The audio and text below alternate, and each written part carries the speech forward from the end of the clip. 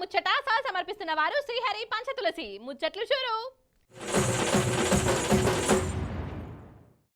KCR sir మాట్లాడితే ఎట్లుంటుందల్లా మన ఇంటి పెద్ద మనకు మంచి చెప్పినట్టుంటది. స్టేజ్ అంతా దడదడలాడుతుంది, మాటలు తూటాలు లెక్క వెళ్తాయి. కడమ పార్టీలకు కంటి మీద కునుకు కరువైతుంది. అంతేనా కాదా? అస్సలు నన్ను అడిగితే సారు ఎంతసేపు మాట్లాడినా అస్సలు బోరు కొట్టది, అట్లనే ఇనబుదవుతుంది. సారు మాట తన్లాట అంత మన కోసమే ఉంటుంది. అన్నట్టు కరీంనగర్లా పెద్ద బహిరంగ సభ పెట్టిండు కదా, అక్కడంతా కేసీఆర్ సారు ధూమ్ధామ్ నడిచిందల్లా. పాండ్రి సారు ఏమన్నాడు ఏంది కథ జల్ది నడుచుకొని వద్దాం. వారే వా అగో కేసీఆర్ సార్ అడుగు వెట్టుడుతోని కరీంనగర్ మైదాను ఏ తీర్ల మారు మోగిపోయిందో చూడురల్లా.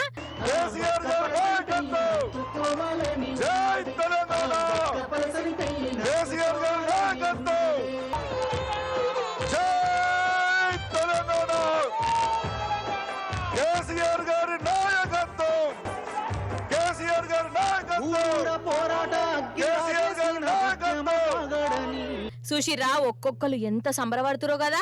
అన్నట్టు సార్ ఏమన్నాడో వినాలే మీరు. ఫస్ట్ జనం కన్ఫ్యూజ్ అయ్యి షెయి పార్టీకి ఓట్లేస్తే వాళ్ళు చేసిన ఘనకార్యాలు ఇనుండ్రి ఓమల్క. కొన్ని సందర్భాలలో అత్యాశకో దురాశకో లేదా మరో రకంగానో ప్రజలు మోసపోతారు. మొన్న కూడా మోసపోయి కాంగ్రెస్ పార్టీని గెలిపించాను. ఈరోజు 3 నెలల లోపలనే 100 రోజుల్లోనే ప్రజలు ఏం జరుగుతుందో మీకు తెలుసు. ఏం మాట్లాడతామంటే మేము ఎక్కువ ఇస్తాం, మీకు 6 సందమామలు పెడతాం, 7 సూర్యులు పెడతాం అని మాట్లాడింది. రైతు బంధు 15,000 వేస్తాం, కళ్యాణ లక్ష్మికి తులం బంగారం కల్పిస్తాం. ఇవాళ నోటికి మొక్కాలే 420 హామీలు ఇచ్చిండ్రు. ఇవాళ ఏం మాట్లాడుతుండ్రు? రైతు బంధు అడిగితే చెప్పుతోను కొడతామంటాడు ఒక మంత్రి. నేను చెప్పిన బిడ్డ, రైతుల చెప్పులు చాలా బందోబస్తుంటాయి, దబ్బన వాళ్ళు అదే పనికెత్తుకుంటే ఏమవుతుంది మీకు గతి అని కూడా నేను చెప్పిన. ఇప్పుడు ఇన్న ముఖ్యమంత్రి ఆయనను 6 గ్యారెంటీలు ఇవ్వయా, కరెంట్ ఎందుకు మాయమైందా, నీళ్ళు ఎందుకు మాయమవుతున్నాయని అడిగితే ఆయన నేను పండబెట్టి తొక్కుతా, పేగులు మెడలేసుకుంటా, పెండ ముఖానికి రాసుకుంటా,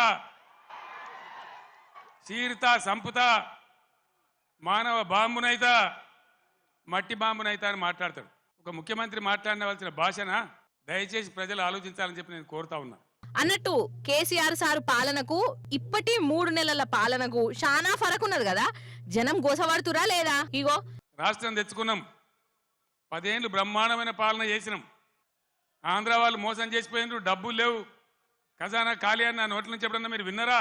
లంకె బిందెల కోసం వచ్చినామని అన్ననా? ఎవడన్నా ముఖ్యమంత్రి లంకె బిందెలని మాట్లాడొచ్చునా? నీకు ఏ పరిస్థితి దొరికిందో ఆ పరిస్థితి మీద ముందటికి ఒక మార్గం వేసుకొని ఎట్లా దాన్ని చక్కగా చేయాలో చేయాలి. మొన్నటిదాకా బీఆర్ఎస్ ప్రభుత్వం ఉన్నది. నువ్వు మాకన్నా కుడిచేయి పని చేయి, మాకన్నా మంచిగా పని చేయి, మంచి పేరు తెచ్చుకో. కరోనా వచ్చి బాధ పెట్టినా, ఖజానాల డబ్బులు లేకున్నా, అప్పో సప్పో చేసైనా సరే రైతు బంధు ఆపలే. ఇలాగా రైతు బంధు ఏ శాతం అయితే లేదా? కేసీఆర్ జర్ర ఇటు ముఖం మలగంగానే కట్క బంద్ చేసినట్టు కరెంటు బంద్ అవుతుందా? మేము చేసిన దాన్ని 9 ఏళ్ళు ఇచ్చిన దాన్ని ఈ చవడ దద్దమ్మలకు ఇయ్యలేదా? దయచేసి ప్రజలు ఆలోచించాలి. మరి ఎందుకు గిట్లా మారింది? మరి ఎంపీ ఓట్లు వచ్చే, మరి జనం ఈ తాప కాంగ్రెస్ కి ఎందుకు వేయొద్దు? కేసీఆర్ సార్ చెప్పుకొచ్చిండు ఇన్ని రోజుల్లో.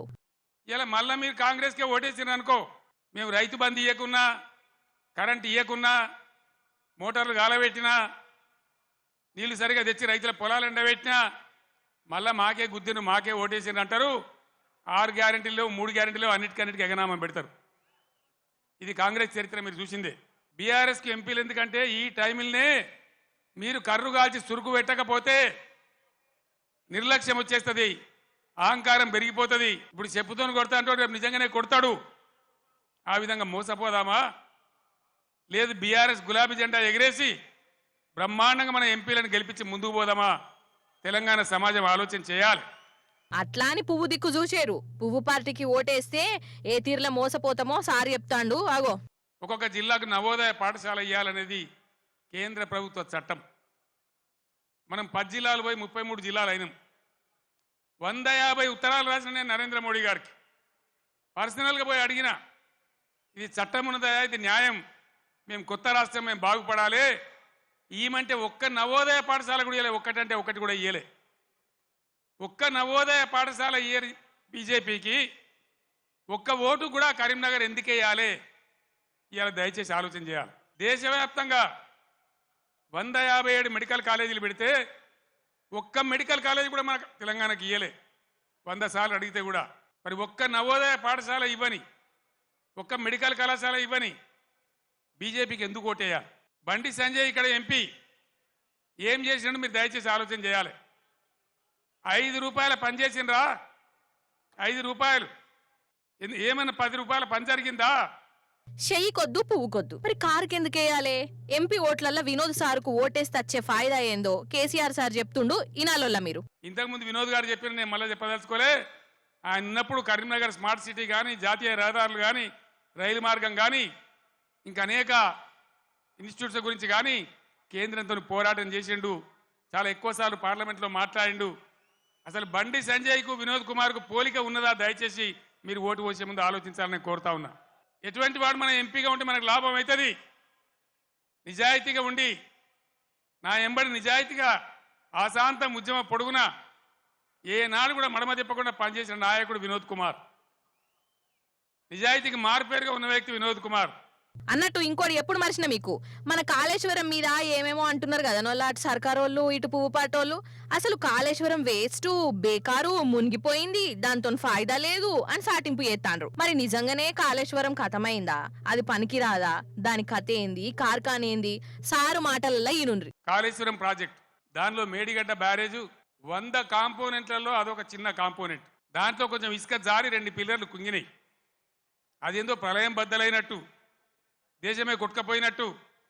నేను 2-3 రోజుల తర్వాత టీవీలో కూర్చుంటున్నా, ప్రతి ఇంటికి చేరుకొని చెప్తా కాళేశ్వరం సంగతి ఏందో, ఎందుకు గట్టినమో. కాళేశ్వరం పుణ్యమే కదా ఎంత బ్రహ్మాండంగా ఈ జిల్లాలో నీళ్ళు వచ్చినాయి. ఏ విధంగా మిడ్ మానేరు ఎల్ఎండి నిండి ఉంటుండే, ఏ విధంగా చెరువులు చెక్ డ్యాములు మత్తళ్ళు దుంకుతుండే. చాలా దుఃఖం కలుగుతూ ఉంది మనసుకు. నా కండ్ల ముందే ఇంత తొందరలోనే ఈ కరెంటు మాయం కావడం, రైతులు కళ్ళలో నీళ్లు పెట్టుకోవడం, సోషల్ మీడియాలో చూస్తూ ఉంటే అనేక చోట్ల రైతులు పొలాలు కాలబెడతా ఉన్నారు, గొర్రెలను మేపుతా ఉన్నారు, గొడ్లను మేపుతా ఉన్నారు. వాళ్ళు అట్లా నాశనం అవుతుంటే కూడా నేను పేగులు మెడలేసుకుంటా, పండబెట్టి తొక్త డైలాగులే తప్ప, రైతు సోదరులారా భయపడకండి. ఒకనాడు ఇదే ఎస్ఆర్ఎస్పీకి నీళ్ళు తక్కువ పడితే సింగూరు డ్యాంలో ఉంటే అక్కడి నుంచి తెచ్చి వరంగల్ దాకా ఇచ్చి కూడా పంటలు కాపాడినాం. సిఆర్ గారు నా పక్కనే ఉన్నారు. ప్రభుత్వం అంటే అట్లా ఉండాలి, దమ్ము ఉండాలి, ధైర్యం ఉండాలి, రైతాంగాన్ని కాపాడాలనే ప్రేమ ఉండాలి. ఆ ప్రేమ ఉంటే, ఆ సోయి ఉంటే ఇవాళ ఈ పరిస్థితి రాకపోవు. ఎంతసేపు కేసీఆర్ని మన బదనాం చేయొచ్చా?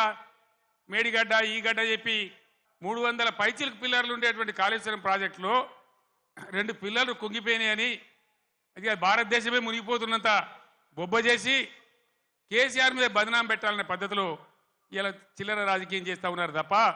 అది సంగతి. అన్నట్టు అసలు మన తెలంగాణకు బీఆర్ఎస్ పార్టీ లేకుంటే ఏమైతది?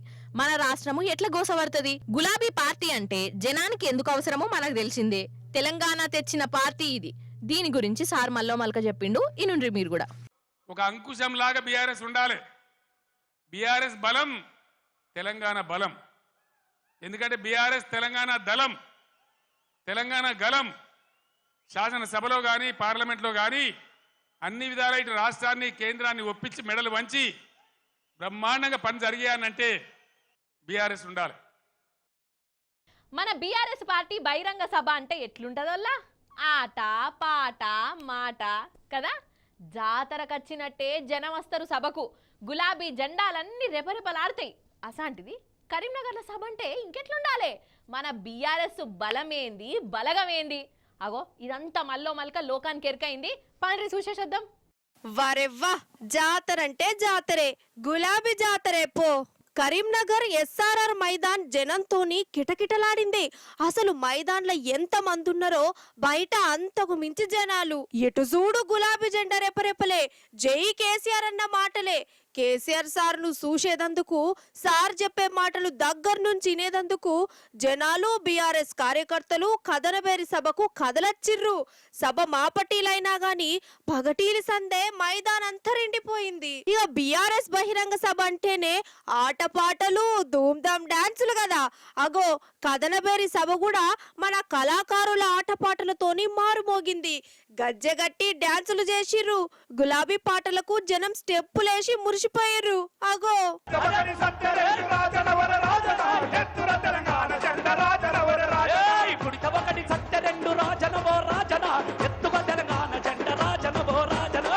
గజ్జలు గజ్జాలు రెండు గజ్జలు గజ్జాలు రెండు చేనువాయ చెలుకవాయ మన చెరువు ఎండవాయి ఎండ నిజం చెప్తున్నా, బీఆర్ఎస్ సభ చూసినాక ఈ కాంగ్రెస్ బీజేపీలకు కంటి మీద కునుకు కరువైందని అంటుర్రులా. మొన్నటి అసెంబ్లీ ఓట్లల్లో బీఆర్ఎస్ వెనకబడ్డా జనం మాత్రం కేసీఆర్ సార్ ఎంబడే ఉన్నారని రుజువైంది. ఎంపీ ఓట్లల్లా గులాబీ జెండా రెపరెపలాడు ఖాయమని సభకచ్చిన జనం అంటుర్రు. ఇప్పుడు మనం అట్లా మింట్రోళ్ళ కాడికి పోదాం పాండ్రోళ్ళ. ఎందుకంటారా? అయ్యో మీకు చెప్పుడు మరిచిన అటు దిక్కు పెద్ద యుద్ధం అసొంటిది నడుస్తున్నది కాదు. గాలి మోటార్లు గాలిలో గిర్ర గిర్ర తిరుగుతున్నాయి, కింద తుపాకులతో కాల్చుకుంటుండ్రు, నీళ్ళలోనేమో బాంబులు వేసుకుంటున్నారు. అగ చూడుర్రు అంత లావైతే.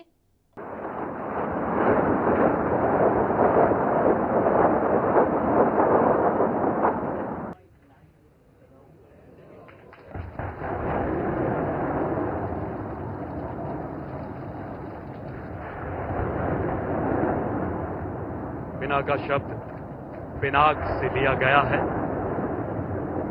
पिनाक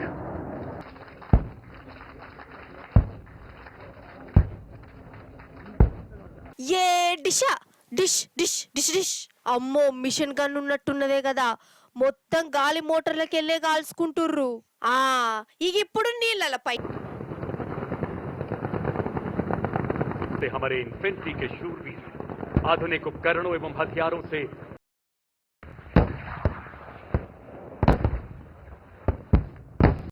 మిషన్ గన్లు, పెద్ద పెద్ద గాలి మోటార్లు, యుద్ధ టాంకులు, వామ్మో అగో పడవలు, ఓడలు, నడుమిట్ల జవాన్ల సాహసాలు ఉంటే అదేదో గూస్ పంపులు వచ్చినట్టు కొడుతుంది కదా.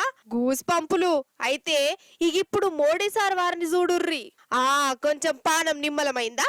అయితే మన మోడీ సారు గా రాజస్థాన్ రాష్ట్రం జైసాల్మేర్ దిక్కుపోయిండు. ఆడ మన రక్షణ శాఖ పనితీరు, కొత్త కొత్త మిషన్లు, ట్యాంకర్లు, యుద్ధాలలో వాడే తుపాకులు, రిమోట్ కంట్రోళ్లు, పెద్ద పెద్ద గాలి మోటార్లు వచ్చినాయట. ఇక మన మింట్రోలు విన్యాసాలు అవి చేసిర్రు. యుద్ధమత్తే ఎట్లా చేసుడు, దుష్మన్ గాలను ఏ తీర్ల తోక ముడిచేటట్టు చేస్తాం, ఎట్లా 3 చీరల నీళ్లు దాపిస్తాం, ఎట్లా పిచ్చుకునుడు, ఎట్లా మీద పడుడు, ఇగో ఇవన్నీ షాంపుల్ గా చేసి చూయించిరు మోడీ సార్కు. ఇక వీటిని చూసి మన మోడీ సారు మస్తు దిల్కుష్ అయిపోయిండు.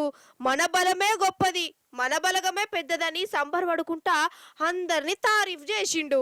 అగో మీరు కూడా ఇంకా జరసేపు చూడుర్రి మన జవాన్ల సాహసాలను.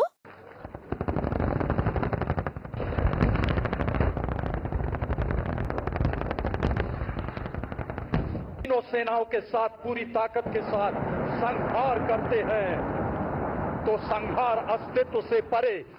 కాదబ్బా ఏమన్నంటే కోపం గాని, కోడలంటే ఎట్లుండాలి? ఇంటికి మహాలక్ష్మి లెక్క ఉండాలి. ఉంటారు కూడా. కానీ కొందరు కోడన్లు ఉంటారోలా, వాళ్లకు కిరిమి లేస్తుందో లేకుంటే మెంటలెక్కుతుందో లేకుంటే ఇంట్లోనే బీపీ లేపుతారో కానీ మొత్తం పిస పిస చేసి పాడైతారోలా మనుషులను ఆగం పట్టిస్తారు, వాళ్ళు ఆగమవుతారు. అగో గట్లనే అయింది ఒక ఊళ్ళే. చూడుండ్రి మరి మీరే.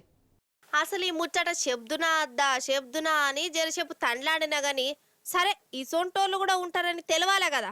అందుకే ఇక షార్ట్ కట్లనన్నా చెప్దామని డిసైడ్ అయినా. అగో చూడు రిగ్గి అమ్మగారి కథ.